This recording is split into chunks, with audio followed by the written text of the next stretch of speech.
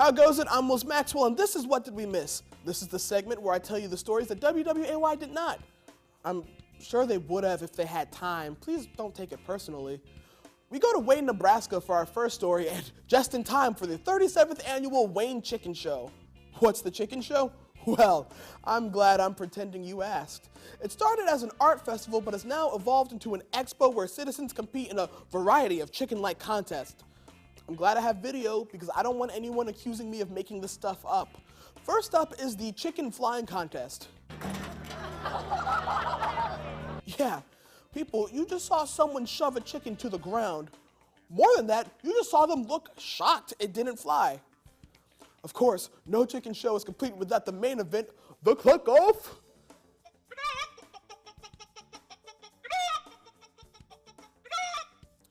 Joe Valver took home the prize for the 13th year in a row. He's like the Serena Williams of being a human CNC. The contest is open to more competitors every year, but it is strongly encouraged that you actually know how to speak chicken first. Last thing they want is for someone to go up there and unwittingly curse everyone out. People all over Memphis stood in line for hours when word got out that former Grizzlies power forward Zach Randolph donated $1 million to pay for everyone's utility bills.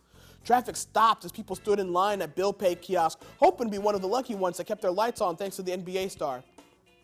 One problem. That wasn't a thing. It was a false rumor that had spread quickly. I hope this rumor was started by someone who just didn't understand basketball positions. Like one person said, did you know Zach Randolph plays as our power forward? What? Zach Randolph is going to pay our power forward? And then it just snowballed from there. Obviously, you can imagine how people reacted when they found out.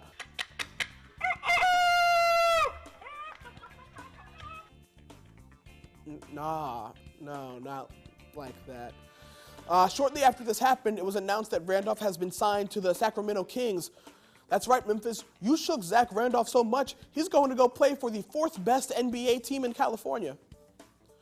One Pennsylvania man's 13-year nightmare has come to an end. In 2004, Jerry Lynn was installing a TV cable in his home, so the ever-crafty Jerry tied an alarm clock to a string and lowered it behind the wall so the beeping sound would let him know where to drill. One problem. The clock fell off the string and has been stuck behind the wall for over 13 years, going off every day at 6:50 p.m. or 7:50 if it's daylight savings. Can you imagine if for 13 years, every day at the same time, you have to apologize to your wife? Like a Pavlovian guilt trip. This is an unenviable scenario, but also an amazing commercial for the one Rayovac AA battery that kept this clock running for so long. It's also a great commercial for the company that heard about the story and then came over to the house to remove the alarm clock. The name of that company is Low Cost Heating and Air Conditioning. No word yet on what service they provide or the price range. The Lynns are especially happy to be rid of the clock and its unusual alarm.